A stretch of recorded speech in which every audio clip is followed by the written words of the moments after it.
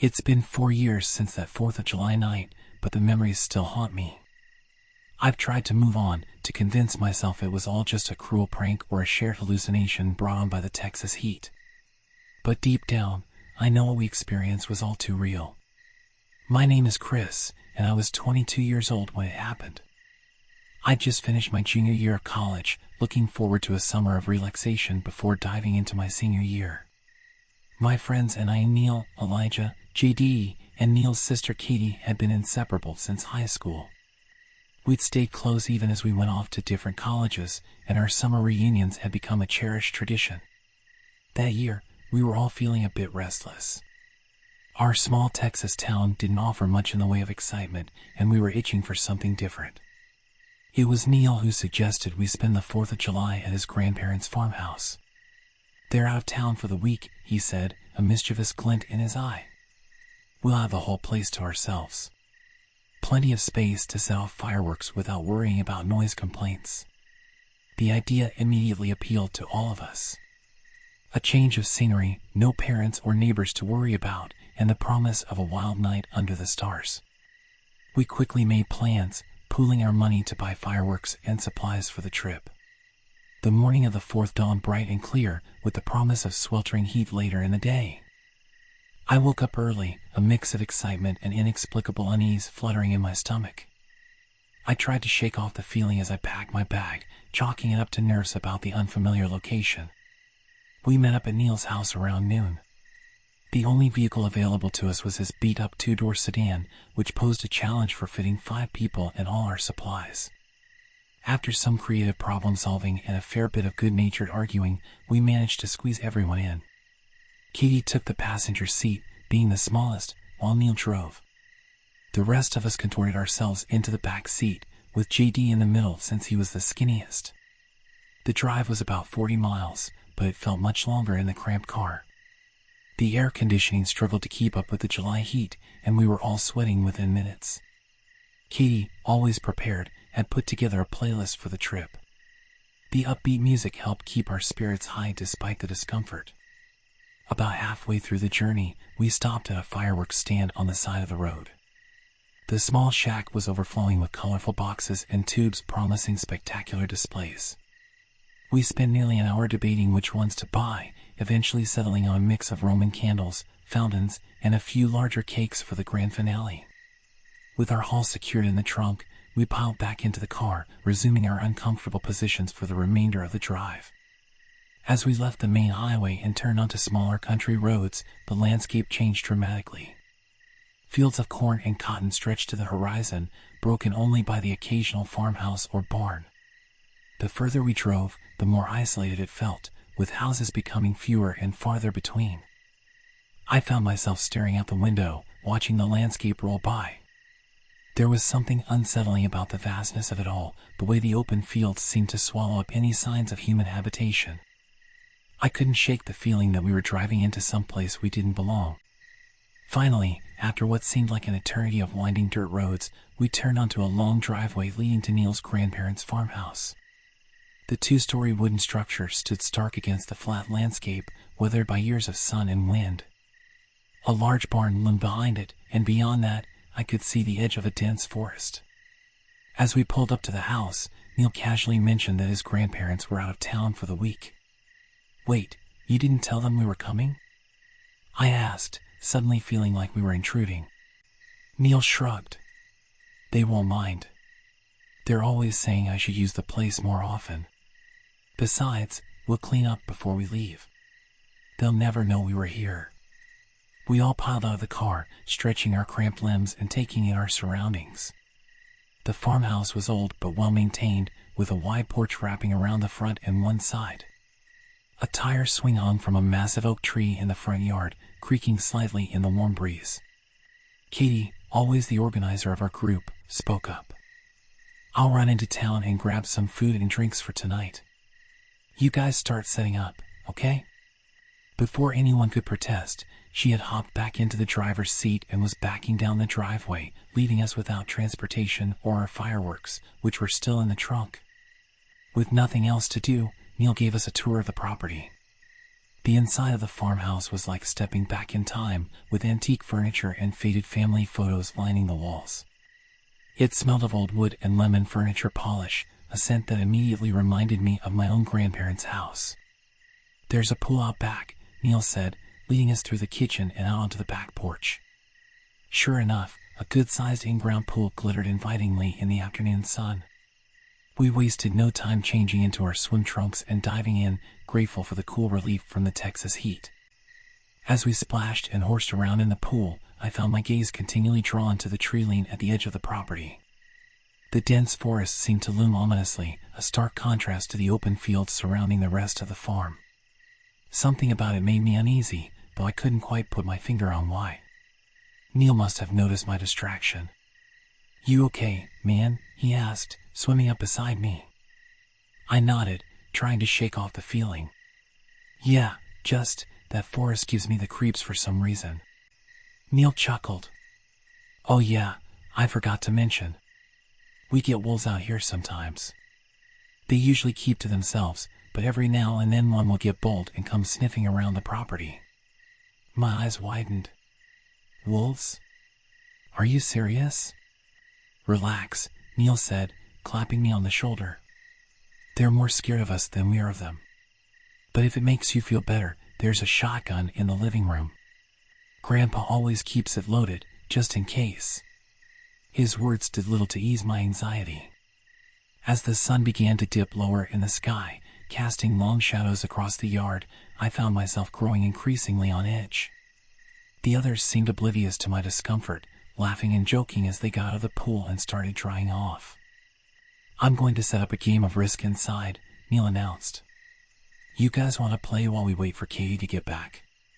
Elijah and JD eagerly agreed, but I decided to stay outside for a bit longer.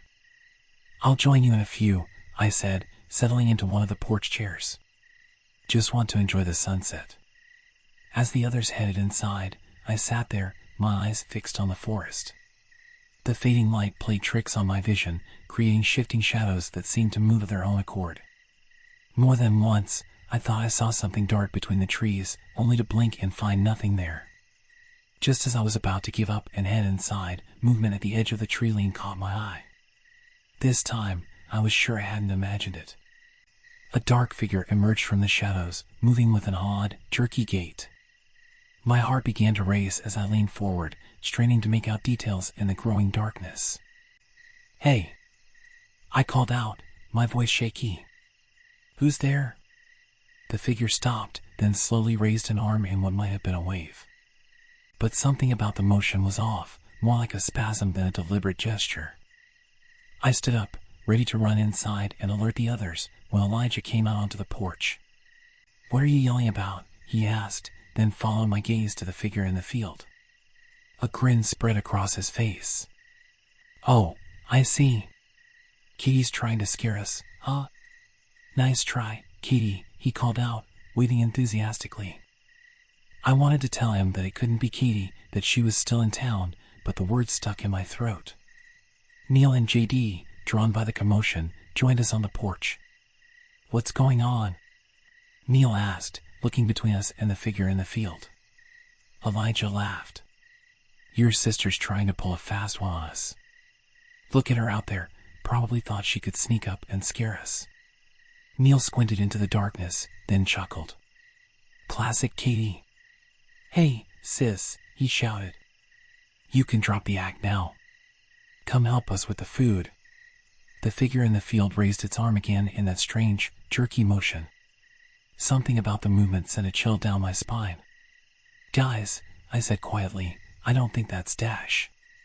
Before I could finish my sentence, a scream split the air. It was unlike anything I ever heard before, high-pitched and guttural at the same time, filled with a primal rage that made my blood run cold. The figure in the field began to move towards us, its motions becoming more frenzied and unnatural with each step. Panic set in immediately. We all scrambled for the door, nearly tripping over each other in our haste to get inside. Neil slammed the door shut behind us, fumbling with the lock. "What the hell was that?" JD gasped, his face pale with shock. "I don't know," Neil said, his voice shaking. "But we need to secure the house." Now. We split up, each taking a different section of the house to lock down. I ran from window to window, drawing curtains and checking locks, my heart pounding so hard I thought it might burst from my chest. As I worked, I could hear the others moving around the house, their footsteps quick and panicked. We regrouped in the kitchen, all of us breathing heavily and looking to each other for some kind of explanation or reassurance. Neil had retrieved the shotgun from the living room and was loading it with trembling hands. "Okay," he said, trying to sound calm. "Let's think this through. It has to be some kind of prank, right? Maybe Katie got one of her friends to help her scare us." JD shook his head. "No way, man. That scream, that wasn't human. And the way it moved? I'd never seen anything like that." A horrible thought occurred to me. Wait, where's Katie? She should have been back by now. The color drained from Neil's face. He pulled out his phone and dialed his sister's number, putting it on speaker. We all held our breath as the phone rang once, twice, 3 times. Finally, Katie's cheerful voice came through the speaker. "Hey, Neil. I'm on my way back now. The lines at the store were crazy. Is everything okay?" The relief in the room was palpable, but it was short-lived. If Katie was still on her way back, then who or what was outside? Neil quickly filled Katie in on what had happened, telling her to stay in town and call the police. As he hung up, we heard it again, that blood-curdling scream, closer this time. It sounded like it was coming from just outside the house. We huddled together in the kitchen, Neil standing guard with the shotgun while the rest of us armed ourselves with whatever we could find: kitchen knives, heavy pans, a fireplace poker. The minutes ticked by in agonizing silence, broken only by our ragged breathing and the occasional creak of the old house settling. Then, we heard it, a soft, almost hesitant knock at the front door. We all froze, exchanging terrified glances. The knock came again, slightly louder this time. "Hello?" a voice called from outside. It sounded almost like Katie, but wrong. The pitch was off, the inflection unnatural, as if someone was trying to mimic her voice without quite getting it right. "Let me in. I forgot my key." JD started to stand, but Neil held out an arm to stop him. "That's not Katie," he whispered. "Don't move." The knocking continued, growing more insistent. "Please," the voice said, an edge of desperation creeping in. "I'm scared. There's something out here. Let me in." I could see the conflict on Neil's face. What if we were wrong? What if it really was Katie out there, in danger? But the memory of that inhuman scream, of the jerky, unnatural movements of the figure in the field, kept us rooted in place. Suddenly, the knocking stopped. For a moment, all was quiet. Then, without warning, an overwhelming stench filled the house. It was like nothing I'd ever smelled before, a mixture of rotting meat, stagnant water, and something else, something alien and indescribable. The odor was so powerful, so viscerally wrong, that I felt my stomach heave. JD wasn't so lucky. He stumbled to the sink, retching violently.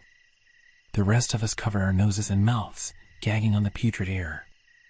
Just when I thought I couldn't take it anymore, the smell vanished as quickly as it had appeared, leaving us gasping for breath. "What the hell is going on?" Elijah croaked, wiping tears from his eyes. Before anyone could respond, we heard a new sound, a low, keening whine coming from the direction of the front porch. It was almost pitiful, like an injured animal. Despite everything, I felt a twinge of sympathy. Neil motioned for us to stay put as he crept towards the front of the house, shotgun at the ready. We followed at a distance, our improvised weapons clutched tightly. As we neared the front door, the whining grew louder, interspersed with what sounded like attempts at speech. "Hello?" The voice was raspy, childlike. "Help! Help me!" The thing outside must have heard him, because suddenly, its voice changed. It let out a piercing shriek, an exact replica of the scream we heard earlier. The front door began to shake as something pounded against it, not with the force of someone trying to break in, but with a steady, almost polite rhythm. I don't know what snapped in Neil at that moment. Maybe it was fear for his sister, still out there somewhere. Maybe it was the violation of having this thing mimic our voices, invade our safe space. Whatever the reason, he suddenly strode forward, yanking open the front door. "Get the hell away from us," he roared, raising the shotgun. Time seemed to slow down. I saw Neil's finger tighten on the trigger. I saw the muzzle flash, heard the deafening boom of the shotgun. And then, nothing. When the ringing in my ears subsided, I realized I had squeezed my eyes shut. Slowly, I opened them, peering around Neil's rigid form in the doorway. There was nothing there. No body, no blood, not even a sign that anything had been there at all. Just the empty driveway and the dark road beyond. Neil lowered the gun, his hands shaking. "We're leaving," he said, his voice barely above a whisper. "Now." We didn't need to be told twice. We grabbed our belongings and piled into Neil's car, not even bothering to lock up the house. As we sped down the driveway, I caught a glimpse of movement at the edge of the forest.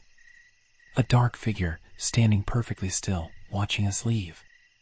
We met Katie on the road, her car loaded with the food and drinks she bought for our celebration. One look at our faces told her all she needed to know. Without a word, she turned her car around and followed us back to town. The drive back was tense and silent. We were all lost in our own thoughts, trying to process what had just happened. I kept replaying the events in my mind, searching for some rational explanation, some detail that would make sense of it all. But no matter how I looked at it, I couldn't shake the feeling that we had encountered something truly otherworldly. When we finally reached town, none of us wanted to be alone. We ended up at Neil's house, huddled together in his living room, jumping at every sound. Katie called the police, but when they finally arrived, there wasn't much they could do. We told them our story, but I could see the skepticism in their eyes. To them, we were just a group of kids who'd had too much to drink and let their imaginations run wild. The officers promised to send a patrol car out to the farmhouse to check things out, but I knew they wouldn't find anything. Whatever had been out there, it was gone now. Or at least, that's what I tried to tell myself. We spent the rest of the night together, none of us willing to go home alone. As the first light of dawn began to creep through the windows, we finally started to relax a little. The horrors of the night seemed less real in the soft morning light. But the relief was short-lived. As we were sitting around the kitchen table, nursing cups of coffee and trying to make sense of what had happened, Neil's phone rang. It was his grandfather. Neil's face went pale as he listened. When he hung up, he looked at us with wide, frightened eyes. "The house," he said, his voice barely above a whisper. It's gone." We all stared at him in disbelief. "What do you mean, gone?" Elijah asked. Neil shook his head, as if trying to clear it. "Grandpa said he got a call from the neighbor. The house burned down last night. There's nothing left but ashes." A chill ran down my spine. We had been there just hours ago. How could the entire house have burned down so quickly? And why hadn't we seen any signs of fire when we left? Over the next few days, more details emerged. The fire department had ruled it an accidental fire, likely caused by faulty wiring. But we knew better. We had been there. We had seen something. In the weeks that followed, we tried to go back to our normal lives. But nothing felt normal anymore. We jumped at shadows, flinched at unexpected sounds. Sleep became a luxury, our nights haunted by nightmares of dark figures and inhuman screams. We never spoke about that night again, at least not all together. Sometimes, while I was alone with one of the others, we'd cautiously bring it up, trying to make sense of what had happened. But we never reached any satisfying conclusions. I've done research since then, looked into local legends and folklore. I've found stories of skinwalkers, wendigos, and other shape-shifting creatures that might explain what we encountered. But none of it feels quite right. None of it captures the sheer wrongness of what we experienced. The others have tried to move on. Neil rarely visits his grandparents' new house. Katie transferred to a college out of state. Elijah threw himself into his studies, rarely socializing anymore. JD hasn't been the same since that night. He's jumpy, paranoid. He swears he sometimes hears that voice, his voice, but not his voice, calling to him in the night. As for me, I can't let it go. I keep searching for answers, even though I'm not sure I really want to find them. I've become something of an amateur paranormal investigator, but I keep that part of my life secret from most people. They wouldn't understand. They'd think I was crazy. Maybe I am crazy. Maybe we all are. Maybe that night at the farmhouse broke something in us, something that can never be fully repaired. But I know what I saw, what I heard, what I felt. And I know that somewhere out there, in the dark woods and empty fields, something is waiting. Watching. Mimicking. Every 4th of July, instead of celebrating, I find myself locking the doors, drawing the curtains, and waiting for the night to pass. I tell myself it's just paranoia, that lightning doesn't strike twice. But deep down, I know the truth. Whatever was out there that night, whatever that thing was, it's still out there. And sometimes, in the deepest, darkest part of the night, I swear I can hear it calling my name. The old mansion loomed before me as I pulled up to the entrance gate, its brick facade a dark silhouette against the night sky. I fumbled with my keys, the metal cool against my fingers as I unlocked the heavy iron gate. The hinges creaked ominously as I swung it open, a sound that seemed to echo through the still night air. I quickly drove through, making sure to lock the gate behind me before continuing down the gravel road that led to my small caretaker's house. As I drove, my headlights cut through the darkness, casting long shadows across the overgrown lawn. The trees that lined the property seemed to lean in, their branches reaching out like gnarled fingers. I couldn't shake the feeling that I was being watched, even though I knew it was impossible. The 8-foot fence topped with barbed wire made sure of that. I had been working for the County Historic Preservation in Southern Appalachia for just over a year now. My job involved maintaining and restoring the various historic properties owned by the county. It was fulfilling work, combining my love for history with my skills in carpentry and restoration. The added benefit of living on-site at one of the properties was a major selling point when I took the job.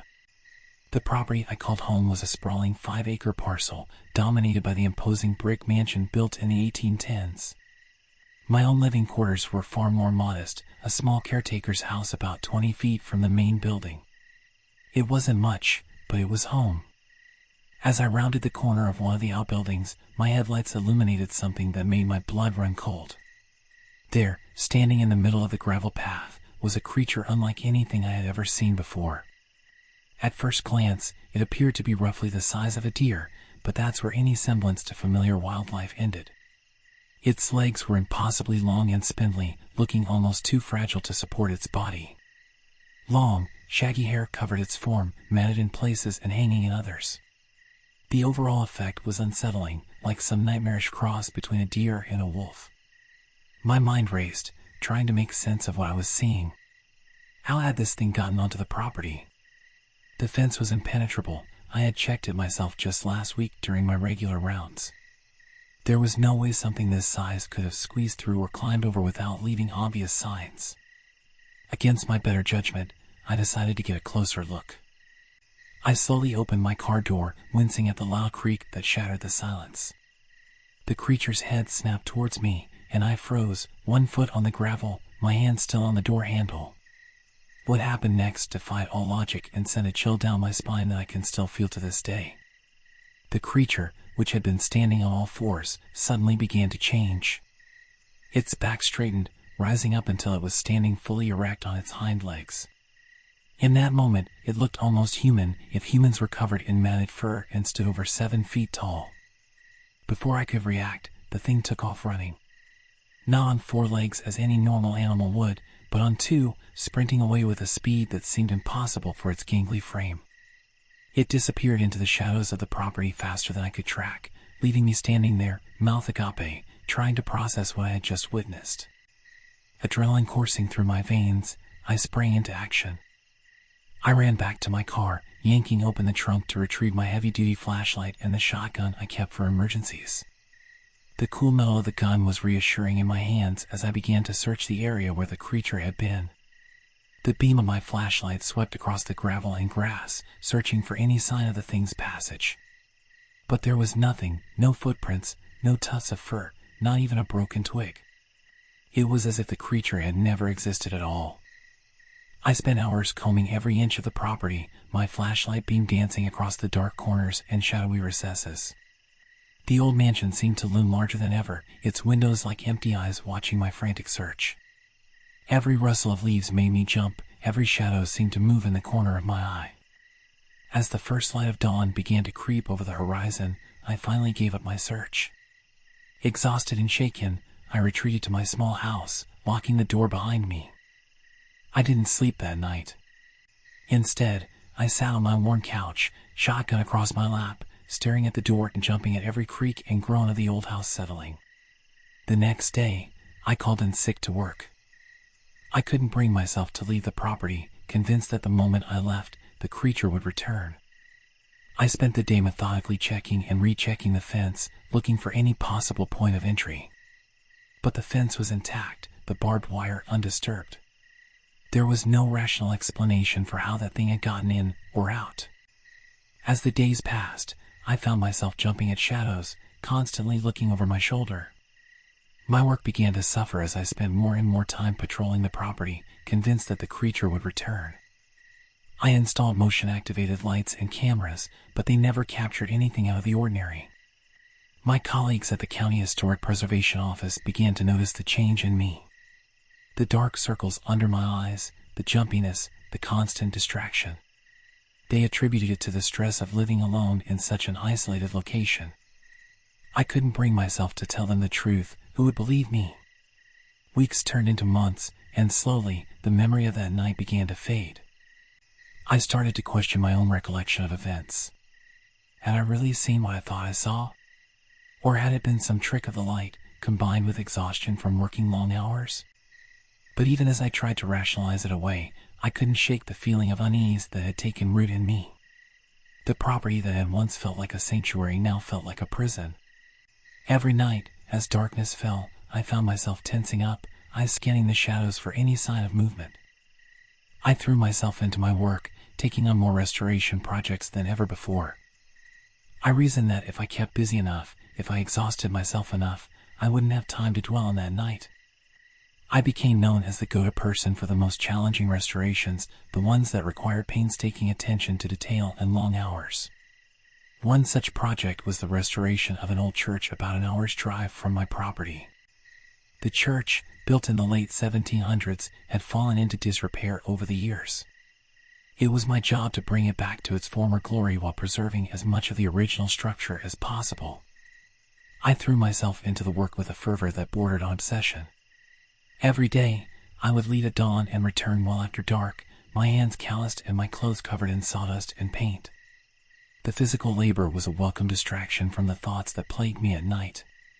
It was during this project that I met her. Catherine was the local historian who had been assigned to oversee the restoration, ensuring that everything was done in accordance with the church's historical significance. She was intelligent, passionate about her work, and had a dry sense of humor that often caught me off guard. At first, our interactions were purely professional. We would discuss the architectural details of the church, debate over the most appropriate restoration techniques, and pore over old photographs and documents. But as the weeks went by, I found myself looking forward to our conversations more and more. Catherine had a way of putting me at ease, something I hadn't felt in a long time. In her presence, the constant tension that had become my companion since that night seemed to lessen. We started to spend time together outside of work, grabbing coffee or taking walks through the town's historic district. One evening, as we were locking up the church after a long day of work, Catherine turned to me with a concerned look on her face. "Are you okay?" she asked, her voice soft in the gathering twilight. "You always seem on edge." I hesitated, unsure of how to respond. Part of me wanted to tell her everything, to unburden myself of the secret I'd been carrying for months. But another part of me, the part that still clung to rationality, held back. How could I explain something I didn't understand myself? "I'm fine," I lied, forcing a smile. "Just tired from all the work." Catherine didn't look convinced, but she didn't push the issue. Instead, she surprised me by reaching out and squeezing my hand gently. "You know you can talk to me, right?" about anything. Her touch sent a jolt through me, a warmth that pushed back against the cold fear that had taken residence in my chest. For a moment, I was tempted to spill everything. But the moment passed, and I simply nodded, grateful for her concern but unable to bridge the gap between us. As I drove home that night, my mind was a whirlwind of conflicting emotions. On one hand, the connection I felt with Catherine was undeniable. She represented a chance at normalcy, and a life unburdened by the weight of that inexplicable night. On the other hand, the memory of the creature still loomed large, a shadow that threatened to engulf any happiness I might find. I pulled up to the gate of my property, the familiar routine of unlocking and relocking feeling more oppressive than ever. As I drove down the gravel path, my headlights illuminated the old mansion, its windows dark and empty. For the first time since that night, I felt a surge of resentment towards the property, towards the job that had brought me here. That night, as I lay in bed staring at the ceiling, I made a decision. I couldn't continue living like this, jumping at shadows and pushing away any chance at connection. Whatever I had seen that night, whether it was real or some product of an overworked mind, I couldn't let it control my life any longer. The next morning, I called my supervisor at the County Historic Preservation Office. I told him that I needed to move out of the caretaker's house, citing the isolation and the toll it was taking on my mental health. He was understanding, even sympathetic, and assured me that we could work something out. Over the next few weeks, I threw myself into the process of moving. I found a small apartment in town, close to the historic district where most of my work was centered. As I packed up my belongings, I felt a weight lifting from my shoulders. Each box I carried out of the caretaker's house felt like shedding a layer of fear and doubt. The night before I was set to move out completely, I stood in the backyard of the property, looking up at the old mansion. The moon was full, casting long shadows across the overgrown lawn. For a moment, I thought I saw movement at the edge of the property, a flicker of something tall and gangly disappearing into the tree line. But when I blinked, it was gone. Those 3 words washed over me like a wave, carrying away the last remnants of doubt and fear that had clung to me. In that moment, I felt truly free for the first time since that night at the old mansion. "You do?" I asked, my voice barely above a whisper. Catherine nodded, a small smile playing at the corners of her mouth. "I've lived in this area my whole life," she said. "And I've heard stories, whispers, really, about things in these mountains that can't be explained. Most people dismiss them as legends or campfire tales. But the way you described it, I don't think you were imagining things." Her words opened up a whole new world of questions, but strangely, I didn't feel the need to pursue them. Knowing that she believed me, that I wasn't alone in my experience, was enough. As the weeks turned into months, and months into years, the memory of that night at the old mansion faded into the background of my life. It became a story I rarely thought about, let alone shared. But on quiet nights, when the moon is full and the shadows seem to move of their own accord, I sometimes find myself wondering about that creature. Did it still roam the grounds of the old mansion, hidden from sight but ever present? Had the new caretaker ever caught a glimpse of it, standing impossibly tall in the moonlight? Or was it, perhaps, nothing more than a manifestation of my own fears and isolation, brought to life by an overworked mind? In the end, I've come to realize that the truth of what I saw that night doesn't really matter. What matters is how it changed me, how it pushed me to confront my fears and take control of my life. It led me to Catherine, to a deeper appreciation for the community around me, and to a renewed passion for my work in historic preservation. The old mansion still stands, a silent sentinel guarding its secrets. And somewhere in the shadowy corners of southern Appalachia, perhaps something still moves in the night, defying explanation and challenging our understanding of the world. But for me, those shadows no longer hold any fear. I've learned that the real monsters are the ones we create in our own minds, and that the power to overcome them lies within us. As I sit here now, writing this account of my experience, I'm struck by how much has changed since that night. The young, isolated caretaker who trembled at shadows has been replaced by a man who faces life with curiosity and courage. I still work in historic preservation, still spend my days uncovering the secrets of the past. But now, I do it with a sense of wonder rather than fear. Catherine and I were married last spring in the very church we had restored together. As we exchanged our vows, I caught a glimpse of movement outside one of the old stained glass windows. For a moment, my heart jumped, old instincts kicking in. But then I smiled, realizing it was just a branch swaying in the breeze. The clock on my dashboard read 9:45 p.m. as I pulled out of my girlfriend's driveway. We were both tired after a long day, but I had work early the next morning, so we couldn't put off the drive any longer. I lived about an hour away, and the route between our homes took us through a stretch of isolated country roads that wound through ranches and dense woods. Ready for our midnight adventure? I asked, trying to lighten the mood. My girlfriend, let's call her Rachel, gave me a sleepy smile and nodded. As ready as I'll ever be, she replied, settling into the passenger seat. Just don't fall asleep on me, okay? I chuckled. No promises. You might have to keep me entertained. As we set off, the familiar streets of our suburban neighborhood gave way to the open countryside. The moon hung low and full in the sky, casting an ethereal glow over the rolling hills and scattered farmhouses. It was beautiful, in a haunting sort of way. For the first 20 minutes or so, we chatted idly about our day, our plans for the weekend, and the latest drama at Rachel's workplace. But as we approached the wooded area that marked the halfway point of our journey, a comfortable silence fell between us. The trees loomed on either side of the road, their branches reaching out like gnarled fingers, creating a tunnel of shadows. I flicked on my eye beams, cutting through the darkness ahead. Rachel shifted in her seat, pulling her jacket tighter around her shoulders. I always get a little creeped out by this part, she admitted softly. I nodded in agreement. Yeah, it's pretty spooky at night. But hey, we've done this drive 100 times, right? Nothing to worry about. As if on cue, we rounded a sharp bend in the road. What happened next is something I'll never forget, no matter how much I might want to. There, illuminated in the harsh glare of my headlights, was a figure standing at the edge of the asphalt. Tall and impossibly thin, with skin so pale it seemed to glow in the darkness. For a split second, our eyes met, or at least, I thought they did.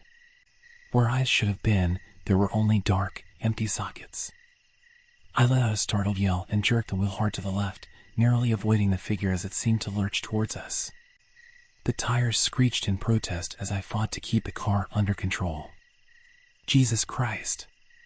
Rachel screamed, bracing herself against the dashboard. What was that? What happened? My heart was pounding so hard I could barely hear her over the rush of blood in my ears. I eased off the gas, letting the car slow to a more reasonable speed as I tried to process what I'd just seen. Did you see that? I asked, my voice shaking. I glanced in the rearview mirror, but the road behind us was empty. Rachel nodded, her face pale in the dim light of the dashboard. I saw something. It looked like... God, I don't even know how to describe it. Like a person, but not? I swallowed hard, trying to calm my nerves. Yeah, that's what I saw too. It was right there, by the side of the road. And then it just wasn't. We drove in tense silence for a few minutes, both of us scanning the road ahead and the dark woods on either side. I kept expecting to see that pale, emaciated figure step out from behind a tree or materialize in the middle of the road. But there was nothing. Maybe it was just a trick of the light, Rachel said eventually, though she didn't sound convinced. Or an animal or something. I wanted to believe her. I wanted to laugh it off, chalk it up to an overactive imagination fueled by too many late nights and horror movies. But I couldn't shake the image of those empty eye sockets, the way the figure had seemed to reach for us as we sped by. Yeah, maybe, I replied, not wanting to argue. Let's just focus on getting home, okay? Rachel nodded, and we lapsed back into silence. The tension in the car was palpable, like a living thing coiled between us. Every shadow on the road, every rustle in the underbrush, set my nerves on edge. About 15 minutes later, we came around another bend in the road. In the distance, I could see something lying on the shoulder. As we got closer, the shape became clearer, and my stomach dropped. It was a deer carcass, fresh and bloody. The poor animal must have been hit by a car not long before we came through. Its eyes were wide and glassy, reflecting the moonlight in a way that made my skin crawl. "Oh God," Rachel whispered as we drove past. "That's awful." I nodded, unable to speak. There was something about the way the deer was positioned, sprawled across the road like a gruesome offering, that felt wrong. Deliberate, almost. As we continued on, the woods seemed to press in closer around us. The trees were dense here, their branches intertwining overhead to block out most of the moonlight. Our headlights provided the only real illumination, creating a small bubble of light that felt increasingly inadequate. "I don't like this," Rachel said, her voice barely above a whisper. Can we go faster?" I pressed down on the accelerator, eager to put as much distance between us and that deer carcass as possible. The engine roared as we sped up, the trees blurring into a solid wall of darkness on either side. And then, out of the corner of my eye, I saw movement. It was just a flash, gone almost before I could register it. But in that split second, I could have sworn I saw a pale, elongated figure darting between the trees, keeping pace with our car. My hands tightened on the steering wheel until my knuckles turned white. I didn't say anything to Rachel, didn't want to frighten her more than she already was. But I could tell from the way she was sitting ramrod straight in her seat, her eyes fixed on the road ahead, that she had seen it too. The next 20 minutes of the drive were the longest of my life. Every curve in the road, every shadow cast by our headlights, seemed to hide some unspeakable horror. I kept expecting to see that skeletal figure again, standing in the middle of the road or pressing its face against the window. But nothing happened. Gradually, the trees began to thin out, and we emerged from the woods into open farmland. The familiar lights of my town glowed on the horizon, a beacon of normalcy in the darkness. As we pulled into my driveway, the tension that had been building for the past hour finally broke. Rachel let out a shaky laugh, running her hands through her hair. "Well, that was intense," she said, trying for a lighthearted tone but not quite managing it. I nodded, feeling the adrenaline start to ebb away, leaving me exhausted. "Yeah, you can say that again. I don't think I've ever been so happy to see my house." We sat there for a moment, neither of us making a move to get out of the car. Finally, Rachel turned to me, her expression serious. "What do you think we saw back there?" she asked quietly. "I mean, really saw?" I sighed, rubbing my eyes. "I don't know. I really don't. Part of me wants to say it was nothing, just our imaginations running wild. But it felt real," Rachel finished for me. "Too real to just dismiss." I nodded. "Exactly. I've never experienced anything like that before. It was like something out of a nightmare." We talked for a while longer, trying to make sense of what had happened. But the more we discussed it, the more surreal it seemed. By the time Rachel left to catch an Uber home, we had almost convinced ourselves that it had all been some sort of shared hallucination, brought on by fatigue and the eerie atmosphere of the woods at night. But deep down, I knew better. The image of that pale, emaciated figure was burned into my memory, as vivid and terrifying as the moment I first saw it. In the days and weeks that followed, I found myself dreading the drive to Rachel's house. Every time I had to make that journey, especially at night, I felt my heart rate increase as I approached the wooded stretch of road. I would scan the tree lane obsessively, both dreading and half expecting to see that ghostly figure again. The deer carcass remained on the side of the road for nearly a month, a grim reminder of that night. Each time I passed it, I couldn't help but slow down, searching for, what? Some clue, some explanation for what we had experienced? But there was never anything to see, just the slowly decaying remains of the animal. Rachel and I talked about that night occasionally, usually late at night when the boundaries between reality and imagination seemed to blur. We would share our theories, ranging from the rational, stress-induced hallucination to the fantastical, supernatural entities haunting the woods. But we never came to any satisfying conclusion. As time passed, the intensity of the memory began to fade.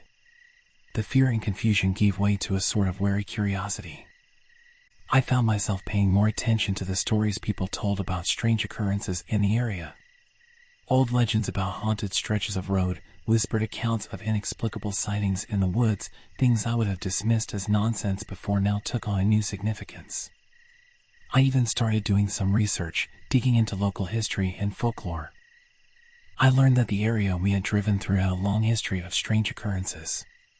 There were stories of Native American tribes avoiding the region, considering it cursed or sacred. Later accounts from early settlers spoke of inexplicable lights in the woods, of livestock going missing, of people venturing into the forest and never returning. Of course, none of this proved anything. These could all be just stories, the kind of local legends that spring up around any sufficiently isolated area. But they resonated with me in a way they never had before. I found myself becoming more attuned to the subtle strangeness of the world around me. The way shadows sometimes seemed to move when you weren't looking directly at them. The eerie stillness that sometimes fell over the woods, as if every living creature was holding its breath. The feeling of being watched, even when you knew you were alone.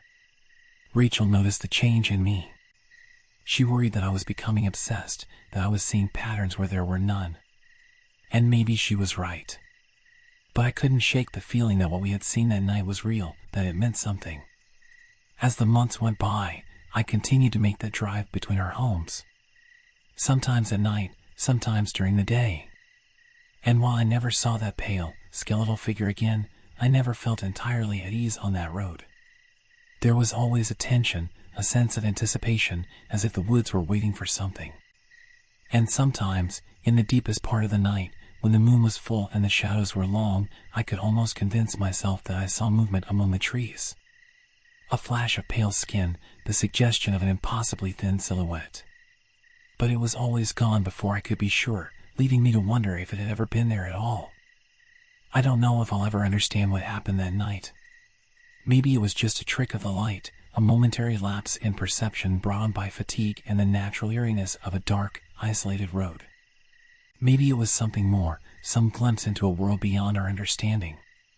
What I do know is this: that night changed me. It opened my eyes to the possibility that the world is stranger and more mysterious than we like to admit. That there are things out there that defy explanation, that exist in the shadows between what we know and what we fear.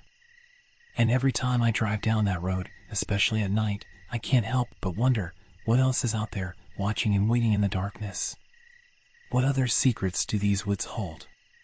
And will I ever truly understand what I saw that night, or will it remain forever a mystery, a shadow at the edge of my vision, always just out of reach?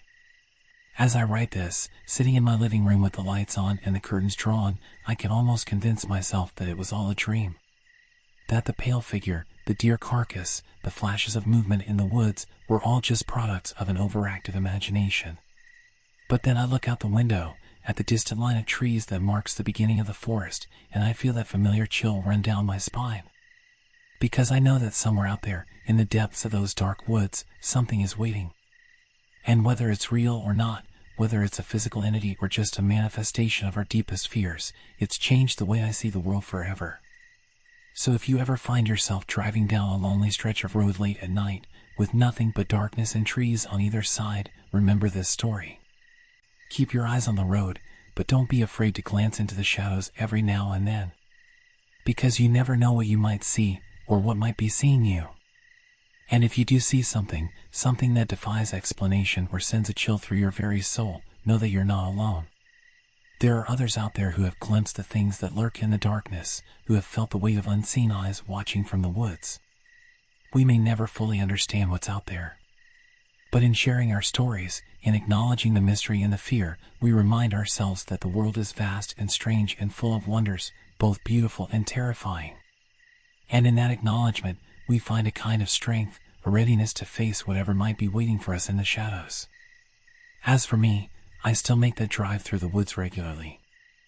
I still feel that mix of dread and anticipation as I approach the stretch of road where it all happened. And while I haven't seen anything as dramatic as that first encounter, I remain vigilant, always watching, always wondering. Because once you've seen behind the veil, once you've glimpsed the things that most people never notice, you can never truly go back. The world becomes a different place, bigger, stranger, more wonderful and more terrifying than you ever imagined. And so I drive on, through the night and the shadows, carrying with me the memory of that pale figure and all that it represents. Waiting, watching, and wondering what other secrets the darkness might hold. The gentle hum of my RV's engine filled the air as I navigated the winding country roads leading to Lake Laconic. Beside me, my loyal golden retriever Cooper sat with his head out the window, tongue lolling in the breeze. His excitement was infectious, and I found myself smiling despite the weight of looming deadlines and persistent writer's block that had driven me to seek this weekend getaway. As a freelance writer, I'd been looking forward to this trip for weeks. The plan was simple, just me, Cooper, and our trusty RV, heading out for a couple of days of peace and quiet by the lake. Little did I know that this seemingly innocent escape would turn into a nightmare that would haunt me for years to come. The concrete jungle of the city gradually gave way to rolling hills and dense forests as we drove deeper into the countryside. The tension in my shoulders began to ease as the familiar pressures of urban life faded into the rearview mirror. This was exactly what I needed, a chance to clear my head and hopefully reignite my creative spark. As we approached Lake Laconic, the sun was already dipping low on the horizon, painting the sky in brilliant hues of orange and pink. The lake itself was a perfect mirror, reflecting the vibrant colors above and the silhouettes of the surrounding pines. The sight was breathtaking, and for a moment, I forgot all about my writing woes and impending deadlines. I found a secluded spot to park the RV, about 50 yards from the shoreline. It was perfect, close enough to the water for easy access, but far enough back to give us some privacy. As I began setting up our campsite, I noticed an old pickup truck parked about 100 yards away, partially hidden by a cluster of trees. The truck looked like it had seen better days. Its once red paint was now a patchwork of rust and faded color, and the tires seemed to be slowly sinking into the soft earth. It struck me as odd, but I shrugged it off. Probably belonged to some old-timer who used the lake as his private fishing spot. With the RV parked and leveled, I set up my folding chair by the water's edge. Cooper sprawled out beside me, his tail thumping contentedly against the ground. I cracked open a cold beer from the cooler and took a long, satisfying swig. The stress of the city seemed to melt away with each passing moment. As darkness fell, I lit a small campfire and roasted some hot dogs for dinner. Cooper got his share too, of course. The night was quiet, almost unnaturally so. No crickets chirping, no frogs croaking, just the occasional pop and crackle from the fire. It should have been peaceful, but something about the silence made the hair on the back of my neck stand up. After dinner, I decided to take a walk around the area, partly to work off the hot dogs and partly to shake off the unease that had settled over me. I grabbed my flashlight and set off along the lakeshore, with Cooper trotting along beside me. The moon was nearly full, casting an eerie glow over the landscape. Long shadows stretched across the ground, and the trees on the far side of the lake looked like dark sentinels standing guard. As we walked, I noticed something strange, fresh footprints in the mud near the water's edge. Curiosity got the better of me, and I followed the trail. It led away from the lake and towards the old pickup truck I'd noticed earlier. As we got closer, I saw faint light coming from inside the truck's cab. My heart began to race. Someone was in there. I crept closer, trying to stay quiet. Cooper, sensing my tension, remained silent at my side. When I reached the truck, I peered through the cracked rear window. What I saw made my blood run cold. A man was hunched over in the back seat, surrounded by piles of ratty clothes and empty food cans. He was muttering to himself, his hands moving frantically as if searching for something. In the dim light of a battery-powered lantern, I could see that his clothes were torn and filthy, his hair a matted mess. I backed away slowly, not wanting to alert him to my presence. But as I turned to leave, I heard his mutterings more clearly. The words were still indistinct, but the tone sent shivers down my spine. It was a mix of fear and anger, punctuated by what sounded like quiet sobs. Cooper and I hurried back to the RV. Once inside, I locked the door and pulled down all the shades. My mind was racing. Who was that man? Why was he living in that old truck? Was he dangerous? I turned on the small TV, hoping the noise would drown out my thoughts and calm my nerves. Hours passed, and I found myself drifting off to sleep despite my unease. But just as I was about to succumb to exhaustion, a sound jolted me awake, a soft, hesitant knock on the RV door. My heart leaped into my throat. Cooper was instantly alert, his ears perked and a low growl rumbling in his chest. I grabbed the heavy-duty flashlight I kept by the bed, it could serve as a weapon if needed, and approached the door cautiously. "Who's there?" I called out, trying to keep my voice steady. No response came, just another knock, more insistent this time. I said, "Who's there?" I repeated, louder now. Finally, a voice answered, weak, raspy, barely above a whisper. "Please, help me." I hesitated, my hand on the door handle. Everything in me screamed that this was a bad idea, that I should call the police or simply drive away. But something in that voice, the raw desperation, made me pause. Slowly, I cracked open the door, keeping the chain lock engaged. The man from the truck stood there, looking even more haggard up close. His eyes were wild, darting back and forth as if expecting something to leap out of the shadows at any moment. "What do you want?" I asked, still not opening the door fully. "Please," he repeated, his voice shaking. "Someone's after me. He's going to kill me. I need help." I weighed my options quickly. We were miles from the nearest town, and cell reception out here was spotty at best. Even if I called the police, it could be hours before they arrived. And if this man was truly in danger? Against my better judgment, I unlatched the chain and opened the door. "Come in," I said, stepping back to let him enter. "But I'm warning you, any funny business and you're out." "Got it?" He nodded frantically and stumbled inside. I directed him to sit at the small table while I fetched a bottle of water from the fridge. Cooper positioned himself between me and the stranger, his normally friendly demeanor replaced by watchful caution. "What's your name?" I asked as I handed him the water. He gulped it down before answering. "Martin. My name's Martin." "Okay, Martin. Tell me what's going on. Who's after you?" Martin's hands shook as he set down the empty bottle. "I was hiking through the forest a few days ago when I came across this old cabin. It was raining, so I thought I'd take shelter inside. I thought it was abandoned, but..." He trailed off, his eyes going distant. "But what?" I prompted. "There was someone living there. A man. He wasn't right in the head. When he found me, he went berserk. Started screaming about trespassers and thieves. He had a knife." Martin's hand unconsciously went to his side, and I noticed a dark stain on his shirt that I hadn't seen before. "Did you go to the police?"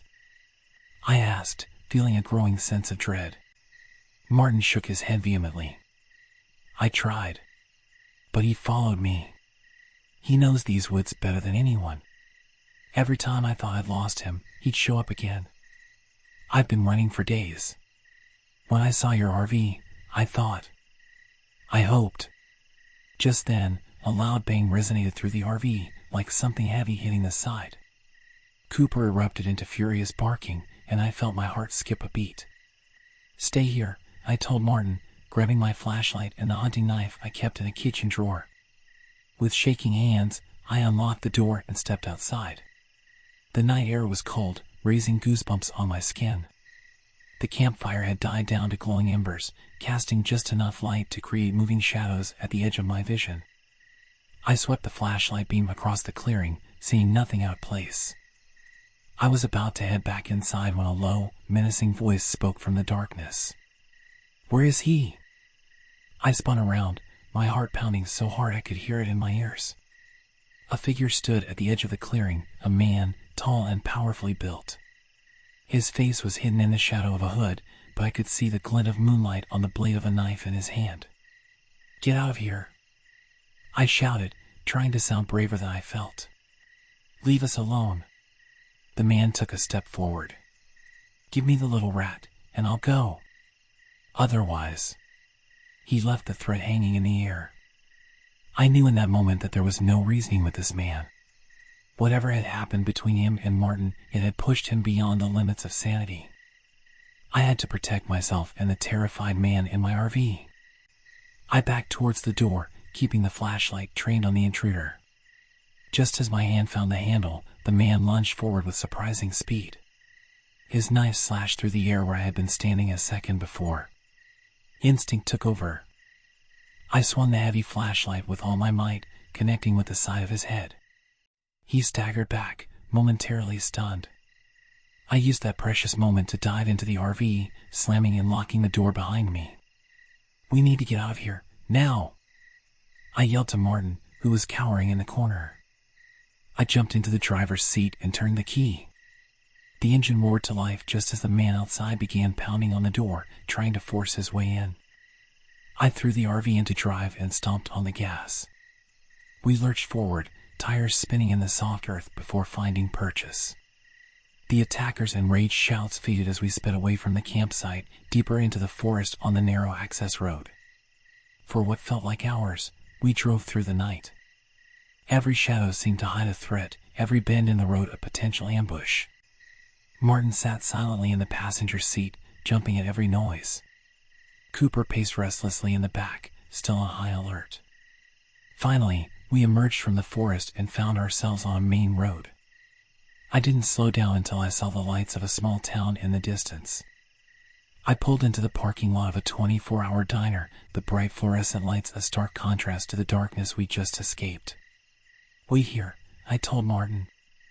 I went inside, explained the situation to the startled waitress, and used the phone to call 911. Within minutes, 2 police cruisers pulled into the parking lot, lights flashing. I recounted the whole story to the officers, the footprints by the lake, the man in the truck, the attack at the RV.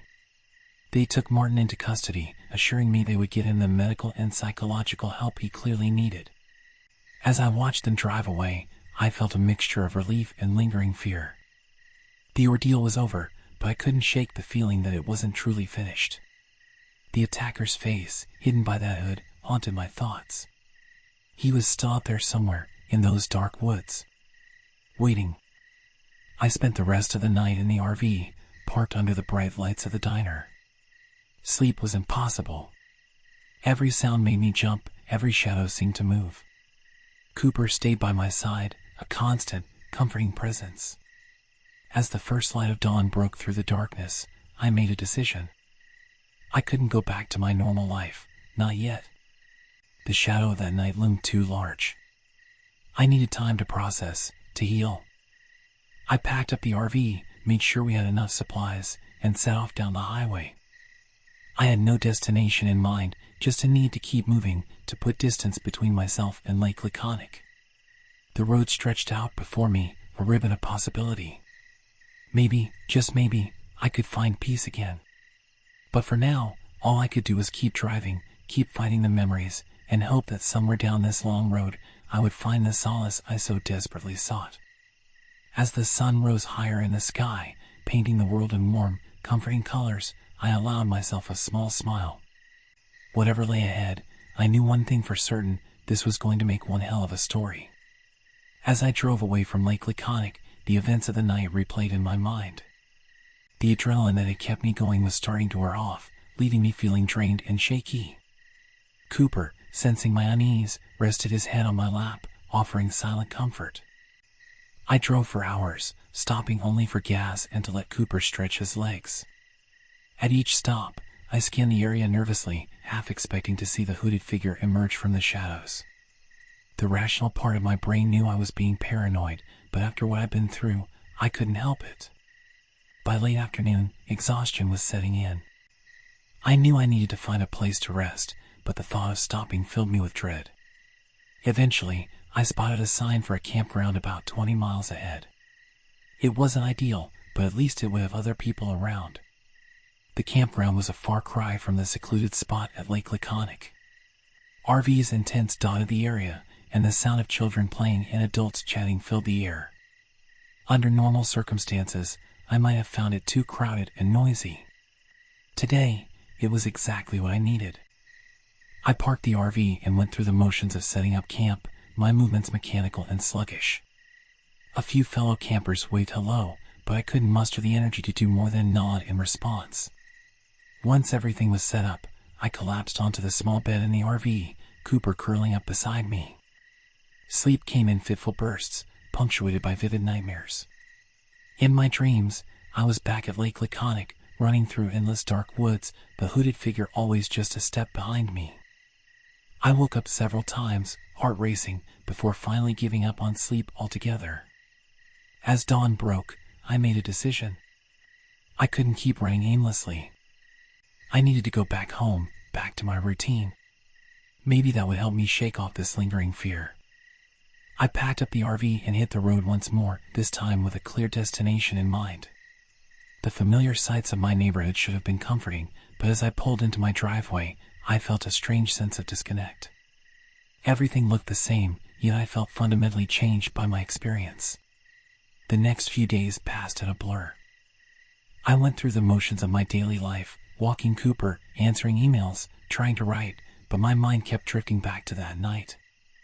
I jumped to every unexpected sound, and sleep remained elusive. A week after the incident, I finally worked up the courage to do some research. I spent hours online, searching for any news about incidents near Lake Laconic. To my surprise, I found several reports of hikers going missing in the area over the past few years.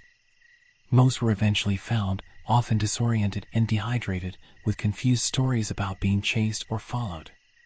One report in particular caught my attention. A hiker had been found wandering along a highway, miles from where he'd last been seen. He spoke of an encounter with a man living in an old cabin deep in the woods. The description matched Martin's story almost exactly. My hands shook as I read the article. It wasn't just in my head. Something was really happening out there. But what? And why? I debated whether to contact the police again. But what would I tell them? That I'd read some articles online that seemed to confirm the ramblings of a man they'd already taken into custody? I could almost hear their dismissive responses. Instead, I threw myself into writing. I started crafting a novel based on my experience, changing names and locations but keeping the core of the story intact. It was therapeutic in a way, allowing me to process what had happened while maintaining some distance from it. Weeks turned into months. Slowly, the constant fear began to recede. I still had nightmares occasionally, but they became less frequent. I finished my novel and, to my surprise, found an agent interested in representing it. As my book went through the publishing process, I received an unexpected call. It was from a detective in the area near Lake Laconic. He'd read an advance copy of my book and recognized similarities to some cold cases he'd been working on. At first, I was hesitant to speak with him. I'd finally started to move on, and I wasn't sure I wanted to dredge up those memories again. But as he spoke, describing the cases he'd been investigating, I realized I couldn't walk away. If there was any chance my experience could help solve these cases, I had to try. Over the next few months, I worked closely with the detective, going over every detail of that night. We pored over maps of the area, trying to pinpoint the location of the cabin Martin had mentioned. It was slow, often frustrating work, but I felt like I was finally doing something productive with my fear. As fall turned to winter, the detective called with news. They found a cabin deep in the woods that matched the description from my story and the other reports. It was abandoned when they found it, but there was evidence someone had been living there recently. They also found something else, a hidden limb beneath the cabin floor, filled with maps, newspaper clippings, and detailed notes about the people who'd gone missing in the area. It was the lair of a predator who had been stalking the woods for years. The case was far from over, but it was a breakthrough. For the first time since that night at Lake Laconic, I felt a sense of closure beginning to form. The monster in the woods was no longer just a shadowy figure in my nightmares. He was real, and now he was being hunted. As I hung up the phone after talking with the detective, I looked out my window at the city street below. The world suddenly seemed a little less dark, a little more manageable. I knew the road ahead would still be challenging, there were still questions to be answered, a trial to face if they ever caught the man. But for the first time in months, I felt ready to face whatever came next. I sat down at my computer and opened a new document. I had a sequel to write, and this time, the story wouldn't just be about survival. It would be about justice, about shining a light into the darkest corners of the world and facing what we find there. As my fingers flew across the keyboard, I felt a familiar spark of creativity, stronger than it had been in years. The writer's block that had driven me to Lake Laconic in the first place was gone, replaced by an urgent need to tell this story, not just my story, but the stories of all those who had encountered the shadow in the woods. Cooper lay at my feet, a constant reminder of the comfort and courage he provided throughout this ordeal. Outside, the city hummed with life, oblivious to the dark tale unfolding on my screen. But that was okay. Some stories need to be told, even if they're hard to hear. And I was ready to be the one to tell it. As I wrote, I realized that this experience, as terrifying as it had been, had changed me in ways I was only beginning to understand. It had shown me the darkness that can lurk in the world, yes, but it had also shown me my own strength, my capacity for courage in the face of the unknown. The sun began to set, casting long shadows across my desk. But for once, the encroaching darkness didn't fill me with dread. Instead, I felt a sense of purpose, of determination. Whatever lay ahead, I would face it head-on, one word at a time. And so I wrote, my story unfolding on the screen, a beacon of truth in a world that sometimes seemed consumed by shadows. It wasn't just a story anymore. It was a mission, a calling. And I was ready to answer it.